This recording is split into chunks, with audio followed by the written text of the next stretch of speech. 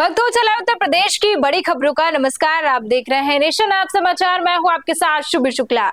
Shravasti police ने dating app के जरिए युवक को बुलाकर लूट करने वाले गिरोह का खुलासा किया है। पुलिस ने 3 आरोपियों को गिरफ्तार कर उनके कब्जे से लूट किए गए मोबाइल फोन, नकदी और वारदात में इस्तेमाल की गई बाइक बरामद की है। भिनगा महिंद्रा एजेंसी के पास में एक लूट की घटना को वारदात दिया गया था, अंजाम दिया गया था सर। उस पर पुलिस ने त्वरित कार्रवाई करते हुए क्या कार्रवाई की गई है सर? देखिए, दिनांक 30 जून 2026 को रात्रि लगभग 10 से 10:30 के बीच में वादी मोहम्मद इरफान, जो कि निवासी थाना भिनगा का है, इसके द्वारा सूचना दी गई कि एक स्प्लेंडर पर, जिस पर 3 अज्ञात लोग सवार थे, उन्होंने मेरे साथ लूट की घटना कारित की है, जिसमें उसके 2 मोबाइल और पर्स और कुछ रखा हुआ पैसा लूट लिया है। इस घटना की सूचना पर थाना स्थानीय एवं अधिकारियों द्वारा मौका मुआयना किया गया, टीम गठित की गई और घटना के अनावरण के क्रम में ये ज्ञात हुआ कि वादी द्वारा एक ग्राइंडर ऐप, जो कि LGBT और गे डेटिंग ऐप है, इसके माध्यम से अभियुक्त से संपर्क किया गया और उससे मिलने के लिए एक पूर्व नियत स्थान पर बुलाया गया। अभियुक्त द्वारा अपने साथ 2 अन्य साथियों को भी लाया गया और लूट की घटना कारित की गई। जो इनका मोडस ऑपरेंडी है, ये इस ग्राइंडर जो ऐप है, इसके माध्यम से पीड़ित से संपर्क करते हैं और उनके साथ इस तरह की लूट की घटना कारित करते हैं। इनका कोई आपराधिक इतिहास नहीं है, जो और अन्य इनके द्वारा अगर पास्ट में घटनाएं कारित की गई है तो उनकी भी जानकारी की जा रही है। इनके CDR वगैरह का अवलोकन किया जा रहा है और इन तीनों अभियुक्तों को गिरफ्तार करके जेल भेजा जा रहा है। अभियुक्तों का नाम क्रमशः अभिषेक तिवारी, थाना पयागपुर, जनपद बहराइच। दूसरा अभियुक्त है सत्यम कुमार पांडे, जो कि रहने वाला है थाना विशेषरगंज, जनपद बहराइच का। तीसरा अभियुक्त है प्रिंस पांडे, निवासी थाना पयागपुर, जनपद बहराइच। इन 3 अभियुक्तों को गिरफ्तार करके जेल भेजा जा रहा है। घटना में प्रयुक्त मोटरसाइकिल और घटना में लूटे गए 2 मोबाइल फ़ोन एवं जो नकदी है उसको रिकवर किया गया है और घटना का सफल अनावरण किया गया। पुलिस के मुताबिक पीड़ित को मिलने के बहाने सुनसान जगह ले जाकर मारपीट की गई और लूट की घटना को अंजाम दिया गया। वहीं वाराणसी में दालमंडी सड़क चौड़ीकरण परियोजना के तहत प्रभावी धार्मिक और अन्य निर्माणों को हटाने की प्रक्रिया शुरू कर दी गई है। प्रशासन और संबंधित मस्जिद प्रबंधन के बीच सहमति बनने के बाद कुछ मस्जिदों के प्रभावित हिस्सों का ध्वस्तीकरण किया जा रहा है। अधिकारियों का कहना है कि कार्यवाही सड़क चौड़ीकरण योजना के तहत की जा रही है। वहीं झांसी में एक युवक की संदिग्ध परिस्थितियों में हुई मौत के बाद परिजनों ने निष्पक्ष जांच की मांग की है। परिवार का आरोप है कि शिकायत के बावजूद अब तक मामले में अपेक्षित कार्यवाही नहीं हुई है। मेरा नाम सुरभि यादव है और मैं मृतक की बड़ी बहन हूँ। वो भाई था मेरा।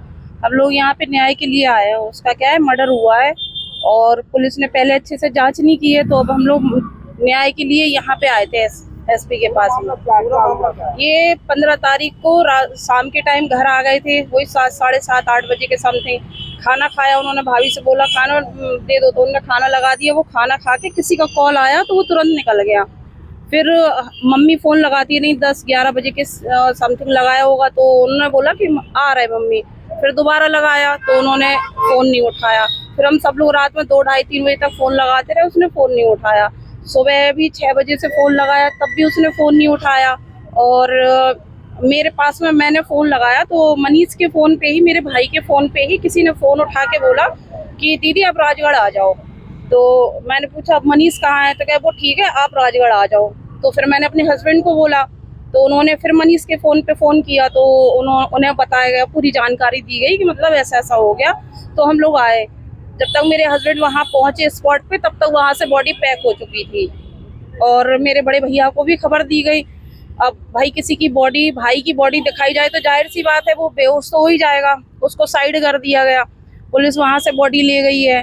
फिर पोस्टमार्टम की रिपोर्ट भी आ गई और फिर मर्डर लगता है। सुसाइड का कोई, क्योंकि सुसाइड का कोई रीज़न ही नहीं है। घर में सब कुछ अच्छा था, काम धंधा अच्छा चल रहा था, सब नाम था उसका।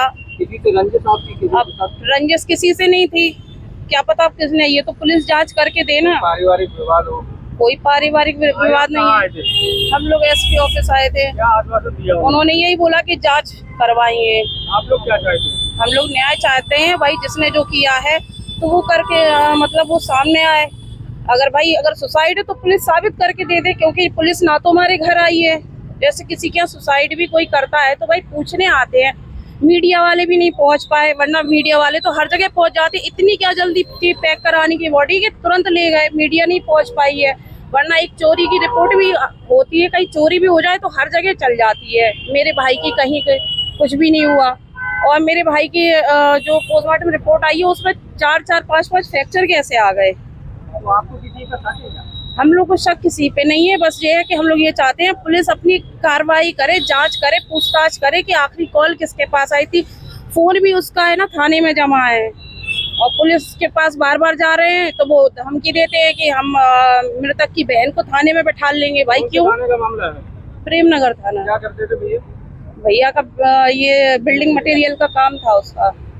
आप जांच चाहते हैं? हम लोग जांच चाहते हैं, न्याय चाहते हैं, और पुलिस अपना काम करे और हम लोग को आश्वासन दे। कोई आश्वासन ही नहीं दे रहे हैं। अभी एसपी साहब ने तो बोला है कि भाई हम लोग जांच करवाएंगे, जो भी होगा बताएंगे, बस यही चाहते हैं। मृतक की बहन और पत्नी ने पुलिस अधिकारियों से न्याय की गुहार लगाई है। पुलिस का कहना है कि मामले की जांच जारी है। वहीं श्री राम जन्मभूमि तीर्थ क्षेत्र ट्रस्ट के अध्यक्ष महंत नृत्य गोपाल दास जी की तबीयत बिगड़ने के बाद उन्हें लखनऊ के मेदांता अस्पताल में भर्ती कराया गया है। अस्पताल की ओर से जारी जानकारी के अनुसार उन्हें यूरिनरी ट्रैक्ट इन्फेक्शन की समस्या है और विशेषज्ञ डॉक्टरों की निगरानी में उनका इलाज कर रहे हैं।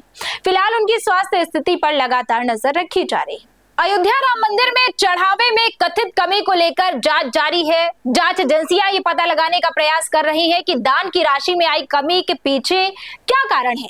पुलिस इस मामले में सभी पहलुओं की जांच कर रही है और उपलब्ध तथ्यों के आधार पर आगे की कार्यवाही की जा रही है। वहीं कानपुर में घरेलू विवाद के दौरान एक दंपति के साथ मारपीट का मामला सामने आया है। आरोप है कि महिला के देवर और उसके साथियों ने रास्ते में रोककर दोनों के साथ हमला किया। घटना का वीडियो भी सामने आया है। पुलिस ने मामले की जानकारी मिलने के बाद जांच शुरू कर दी है और आवश्यक कानूनी कार्यवाही की जा रही है। वहीं लखनऊ में साइबर फ्रॉड से जुड़े एक मामले में पुलिस ने बड़े स्तर पर छापेमारी की है। कार्यवाही के दौरान कई लोगों को हिरासत में लेकर पूछताछ की जा रही है। मौके से इलेक्ट्रॉनिक उपकरण और अन्य सामग्री भी बरामद होने की जानकारी सामने आ रही है। पुलिस का कहना है कि जांच जारी है और पूरे नेटवर्क की पड़ताल की जा रही है। वहीं झांसी के सिमरा गांव में बैलगाड़ी और घोड़ा दौड़ प्रतियोगिता का आयोजन किया गया, जिसमें उत्तर प्रदेश और मध्य प्रदेश के प्रतिभागियों ने हिस्सा लिया। आयोजन का उद्देश्य पारंपरिक ग्रामीण खेलों और पशुपालन संस्कृति को बढ़ावा देना बताया गया। विजेताओं को नगद पुरस्कार देकर सम्मानित किया गया। प्रतियोगिता में बड़ी संख्या में ग्रामीणों ने उत्साह के साथ भागीदारी की। वहीं मेरठ में एक किशोर द्वारा अपनी बहन की हत्या के आरोप में पुलिस के सामने आत्मसमर्पण करने का मामला सामने आया है। पुलिस के अनुसार आरोपी को हिरासत में लेकर पूछताछ की जा रही है और मामले की जांच भी जारी है। घटना के पीछे पारिवारिक विवाद और अन्य संभावित कारणों की भी जांच की जा रही है। फिलहाल पुलिस सभी तथ्यों के आधार पर आगे की कार्यवाही कर रही है। वहीं मुरादाबाद में समाजवादी पार्टी प्रमुख अखिलेश यादव के जन्मदिन के अवसर पर 53 फीट लंबा केक काटकर कार्यक्रम का आयोजन किया गया। इस दौरान पार्टी नेताओं और कार्यकर्ताओं ने भाग लिया। कार्यक्रम में संगठन से जुड़े विभिन्न मुद्दों पर भी प्रतिक्रियाएं की गई। आयोजन के दौरान राजनीतिक गतिविधियों और संगठनात्मक विषयों पर भी चर्चा देखने को मिली। तो ये थी उत्तर प्रदेश की कुछ बड़ी खबरें, और ऐसी खबरों के लिए हमारे साथ जुड़े रहिए, देखते रहिए नेशन ऐप समाचार।